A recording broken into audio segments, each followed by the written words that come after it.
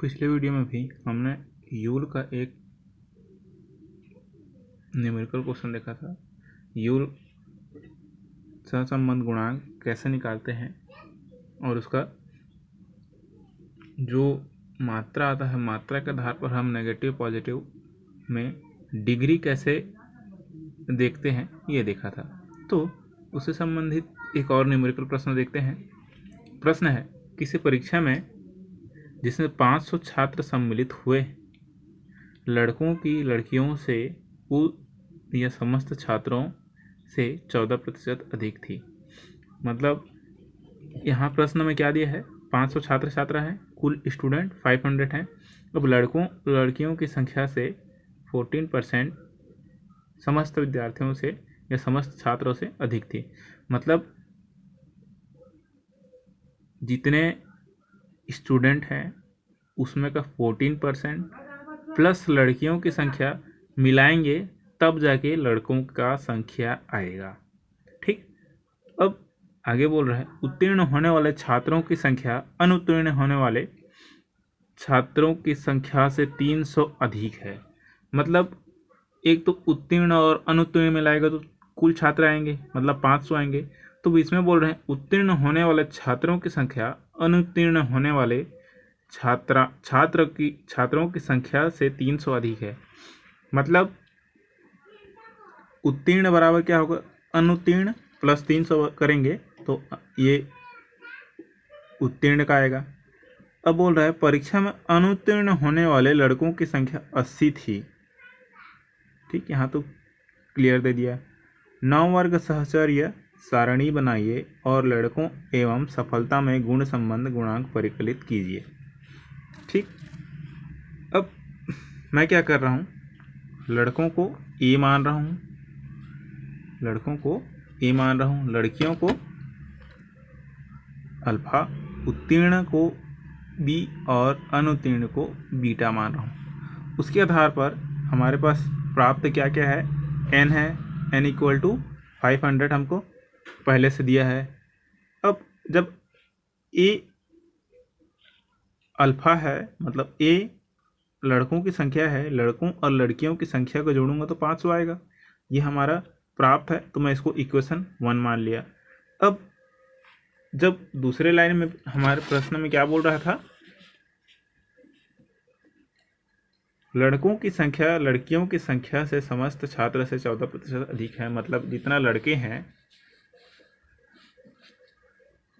उसमें, मतलब जितना लड़कियां हैं, लड़कियां में जितने कुल स्टूडेंट का 14% प्लस लड़कियों की संख्या, मतलब देखिए लड़कों की संख्या ए है, अब लड़कियों की संख्या अल्फा है।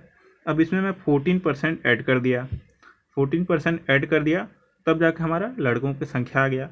तो हमारा इक्वेशन कैसे बन जाएगा, ए इक्वल टू अल्फा प्लस 70। इसको मान लेते हैं हम सेकंड इक्वेशन मान लेते हैं। अब दूसरा हमारे पास क्या दिया है, उत्तीर्ण और अनुत्तीर्ण दिया है। तो जितना उत्तीर्ण और अनुत्तीर्ण मिला के 500 होंगे, तो ये उत्तीर्ण बी हो गया, अनुत्तीर्ण बीटा हो गया। तो ये 500 क्या हो गया, थर्ड इक्वेशन हो गया। अब यही इसी में दिया है, क्या दिया है, उत्तीर्ण होने वाले छात्रों की संख्या अनुत्तीर्ण होने वाले छात्रों की संख्या से 300 अधिक है। मतलब देखिए उत्तीर्ण कितने हुए, अनुत्तीर्ण प्लस 300, सीधी सी बात है। उत्तीर्ण में अनुत्तीर्ण से उत्तीर्ण कितना ज़्यादा है, 300 ज़्यादा है अनुत्तीर्ण से। मतलब अनुत्तीर्ण में 300 जोड़ दिया तो हमारा उत्तीर्ण आ जाएगा। तो ये मैं इसको फोर्थ इक्वेशन मान लिया। अब आगे है, परीक्षा में अनुत्तीर्ण होने वाले लड़कों की संख्या 80 थी। अनुत्तीर्ण होने वाले लड़कों की संख्या, लड़का क्या है ए माने हम, और अनुत्तीर्ण क्या है बीटा है, तो दोनों को ए बी बराबर 80 आ गया ये। अब यहाँ तक जैसे हम 9 वर्ग सारणी बनाते हैं तो यहाँ तक क्या क्या बनेगा देख लेते हैं।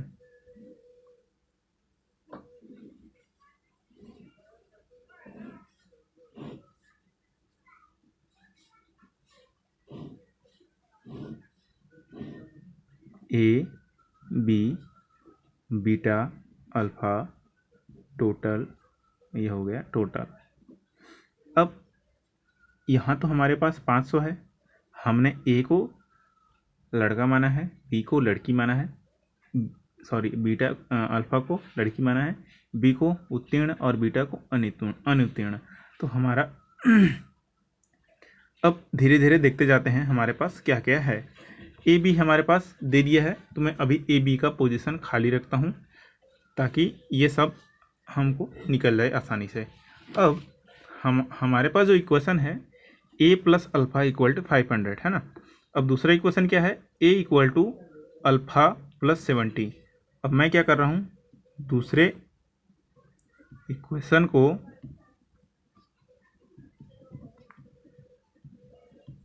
पहले में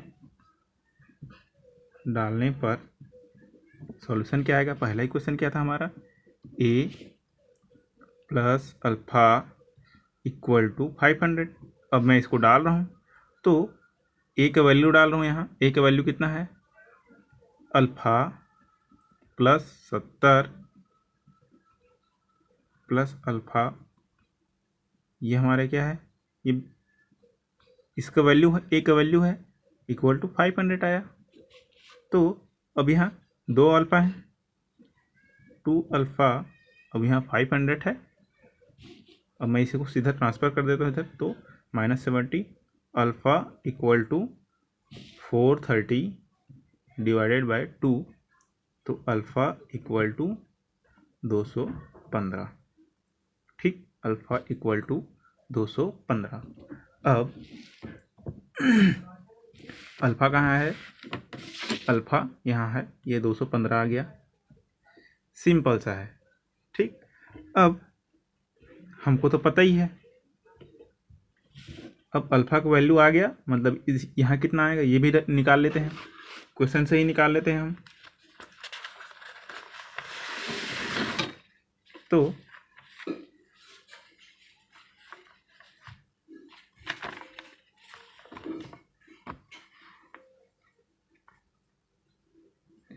ए प्लस अल्फ़ा इक्वल टू 500 में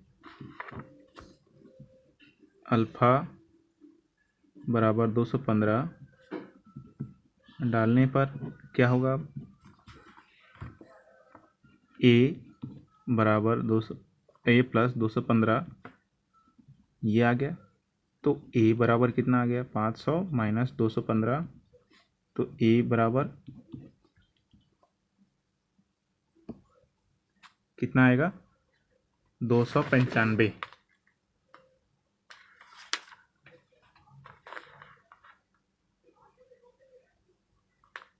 सॉरी 285 ये आ गया। तो मैं यहाँ 285 लिख देता हूँ, पर इसका कैलकुलेशन ज़रूरी है, हमको करना पड़ेगा। अब क्या है, अब मैं फिर से करता हूँ, बी बराबर b plus beta equal to 500 था हमारा, ये हमारा थर्ड इक्वेशन था। तो तीसरे इक्वेशन में चौथा क्या है, b बराबर बीटा प्लस 300 है।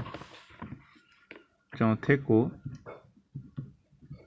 डालने पर आप चाहे तो इसको क्या कर सकते हैं, ये जो इक्वल है इसको माइनस करके आप इसको इक्वल करके जो माइनस प्लस वाला फार्मूला है आप उस मेथड से भी कर सकते हैं। मैंने क्या किया, इसका वैल्यू निकाल लिया।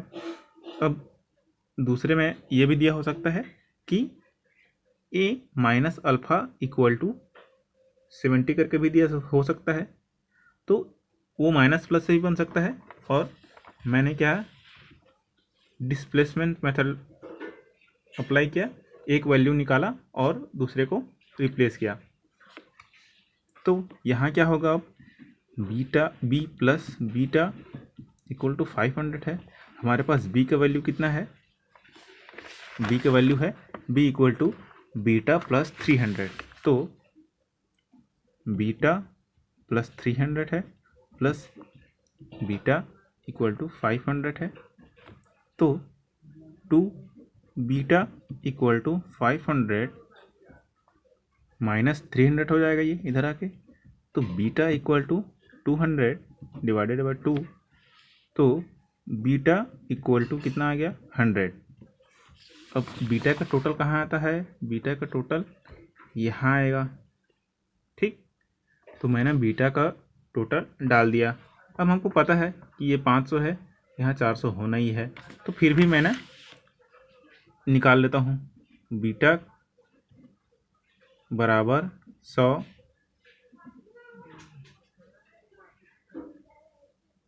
इक्वेशन तीसरे में डालने पर, मतलब b plus beta equal to 500 है। अब इसमें मैं डालूंगा बीटा का वैल्यू कितना 100। तो या फिर आप कौन सा इसमें डाल लीजिए, जो हमारा b वाला ये वाला फार्मूला है, ये वाला इसमें डाल लेते हैं। चलिए मैं इसको काट देता हूँ, सीधा वही डाल देता हूँ। इक्वेशन 4 में डालने पर लिख देता हूँ, है ना। इक्वेशन 4 है, तो इक्वेशन 4 क्या है हमारा, b equal to beta plus 300। तो b इक्वल टू कितना है 100 प्लस 300, तो बीटा b इक्वल टू 400 आ गया। b इक्वल टू 400 यहाँ भी आ गया, और हम माइनस प्लस करिए तो यहाँ भी आ गया। अब यहाँ प्रश्न में क्या दिया था, परीक्षा में अनुत्तीर्ण होने वाले लड़कों की संख्या 80 थी। अनुत्तीर्ण होने वाले लड़कों मतलब a, अनुत्तीर्ण मतलब बीटा। तो मैं इसमें सीधे सीधे डालता हूँ, कहाँ आएगा a और बीटा कहाँ आएगा, यहाँ आएगा। तो आगे निकालने की ज़रूरत नहीं है, आप सीधा सीधा भी निकाल सकते हैं। यहाँ आ गया 20, यहाँ आ गया 205, 400 में से 205 गया 195,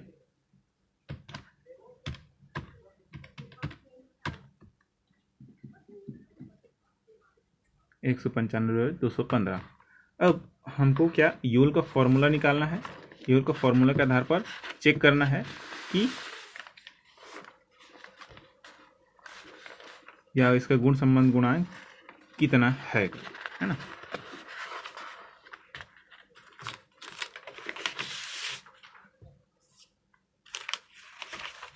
तो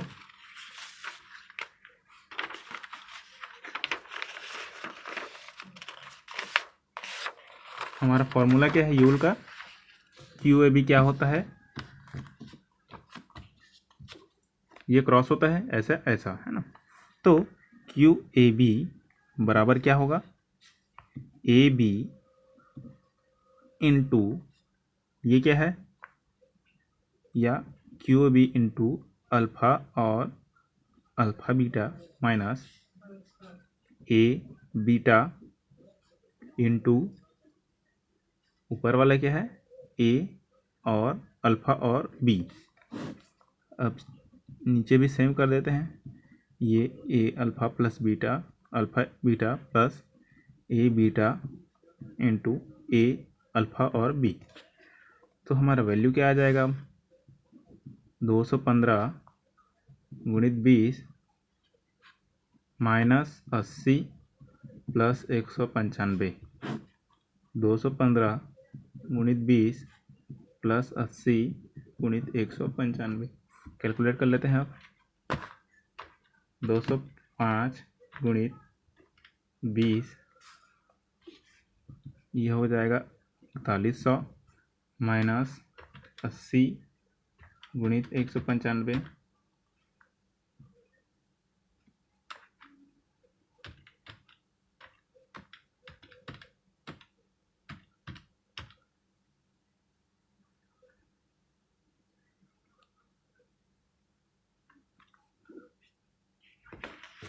अस्सी गुणित 195 आ जाएगा आपका 4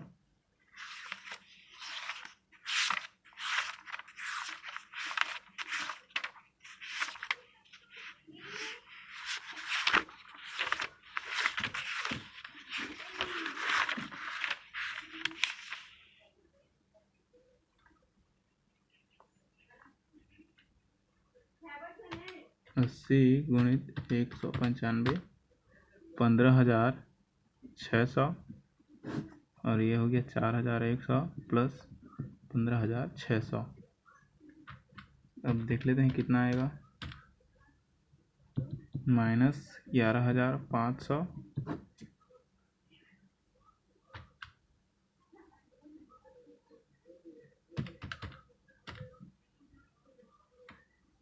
और ये हो जाएगा 19,700।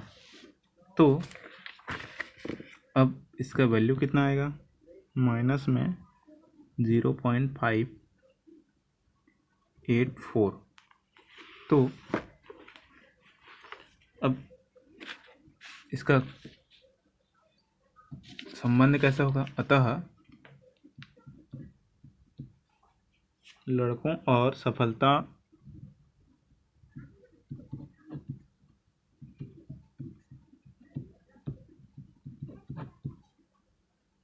में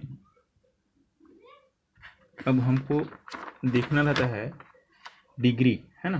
तो डिग्री के लिए मैं डिग्री टेबल बताता हूँ आपको कि हमारा कितना है, 0.584 है। अभी किसके बीच में, वही माइनस में है ना। तो नेगेटिव में देखते हैं, नेगेटिव में किसके बीच में है,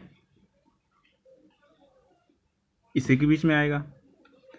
0.05 और 0.25 और 0.75 माइनस के बीच में आएगा। तो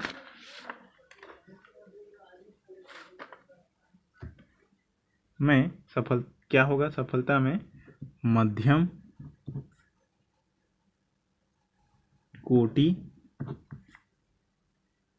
या श्रेणी का ऋणात्मक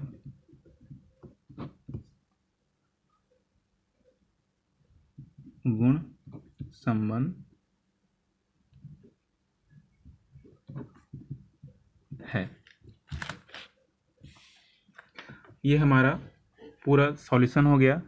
इसके आधार पर हम देखें कि हमारा जो गुण संबंध है वो कितना है, उच्च कोटि है, मध्य कोटि है या निम्न कोटि है। तो इसमें मध्यम कोटि का आ रहा है। तो ऐसे ही हम आगे और सॉल्व करते जाएंगे और देखेंगे। अगर आपको समझ नहीं आया तो कमेंट करके प्लीज़ पूछिए। धन्यवाद।